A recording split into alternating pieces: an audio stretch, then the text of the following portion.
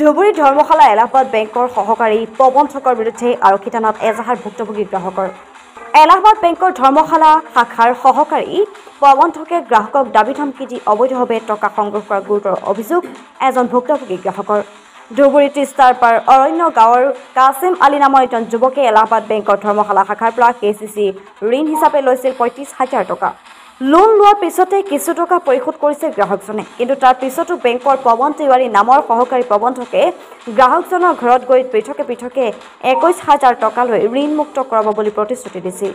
ইফালে বেংকৰ ফিল্ডৰ অফিচাৰ এজনে বেংকৰ নিয়ম অনুসৰি ৮,৬০০ টকাৰ বিনিময়ত ঋণমুক্ত কৰে কাছিম আলীক।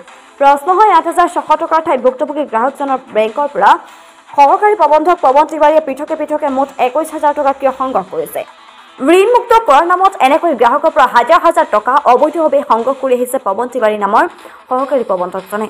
ইপিনে বেংকে ঋণমুক্ত কৰাৰ পিছতো এইজন সহকাৰী প্ৰবন্ধকৰ বিৰুদ্ধে অবৈধভাৱে দাবী ধমকিৰে ধন সংগ্ৰহ কৰাৰ অভিযোগ। এই ঘটনাই তীব্ৰ প্ৰতিক্ৰিয়াৰ সৃষ্টি হৈছে বেংকৰ গ্ৰাহকৰ মাজত। ইপিনে ঘটনা সংক্ৰান্তত ভুক্তভোগী গ্ৰাহক কাছিম আলীয়ে ধৰ্মশালা আৰক্ষী চকীত এলাহাবাদ বেংকৰ ধৰ্মশালা শাখাৰ সহকাৰী প্ৰবন্ধক পৱন তিৱাৰীৰ বিৰুদ্ধে দাখিল কৰে এখন এজাহাৰ। এতিয়া বেংক কৰ্তৃপক্ষ আৰু ধৰ্মশালা আৰক্ষীয়ে সহকাৰী প্ৰবন্ধকজনৰ বিৰুদ্ধে কি ব্যৱস্থা গ্ৰহণ কৰে সেয়া হ'ব লক্ষণীয় বিষয়। মানে তাৰমানে মোৰ ধৰ্মশালা ব্ৰাঞ্চত এটা কেচিচি লোন আছে। সেইটো লোন লোৱাৰ পিছত মই কিস্তি দি আছিলোঁ। দি থাকোঁতে মোৰ বিৰাট অসুবিধা হৈ গ'ল। পিছত মই কিস্তি দিব পৰা নাই। মেনেজাৰে মোৰ ঘৰত গুচি গ'ল। যোৱাৰ পিছত মোক ক'লে বোলে আপোনাৰ লোনটো ক্ল'জ কৰিব লাগে, পইচা দিব লাগে। মই ক'লোঁ বোলে কিমান দিব লাগিব? মোক ক'লে বোলে আপুনি কিমান পইচা লাগে সেইটো দিয়ে।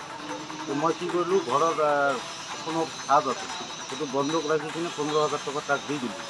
দিয়াৰ পিছত মই ক'লোঁ, ছাৰ আপুনি মোক ক্লিয়াৰেঞ্চটো দি দিব। তাৰপিছত মোক ক'লে বোলে আপুনি বেংকত আহিব। মই ২ মাহমান বেংকত যোৱা নাই। তাৰপিছত মেনেজাৰে কি কৰিলে, মোৰ ঘৰলৈ আহিল। ৫০ বাৰ ফোন কৰি আছিল, ৫০ বাৰ ঘৰলৈকে আহিল।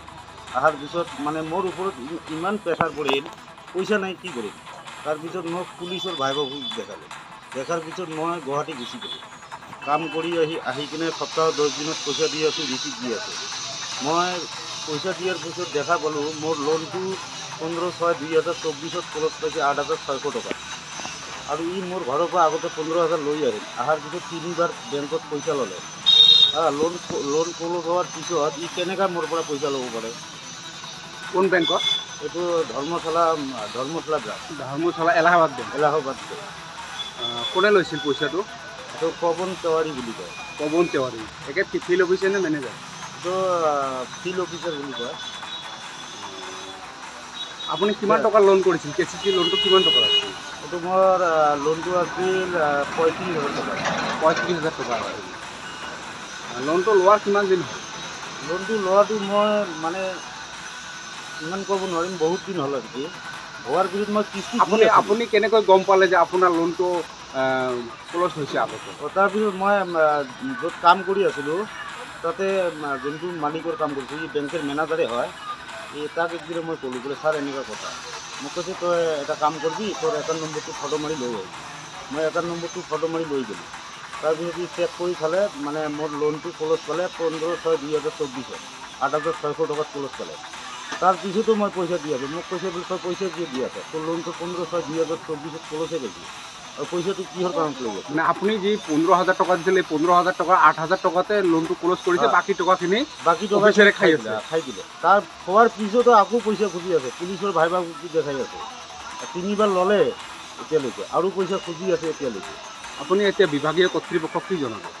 কি জনাম মানে, মাননীয় মুখ্যমন্ত্ৰী মহোদয়ৰ ওচৰত মোৰ এইটো আবেদন, এইটো উচিত তদন্ত লাগে। কিমানজনৰ পৰা পইচা খাই আছে, এইটো মোক উচিত তদন্ত লাগে। একাউণ্ট নম্বৰটো জানেনে? একাউণ্ট নম্বৰটো জানো, আছে ইয়াতে আছে মোৰ। আপোনাৰ যে লোনটো যে ক্ল'জ হৈছে, আপোনাৰ হাতত কি তথ্য আছে? এইটো মই ষ্টেটমেণ্ট ওলাইছোঁ। বেংকৰ ষ্টেটমেণ্ট ওলাইছে। ষ্টেটমেণ্ট ওলাইছোঁ।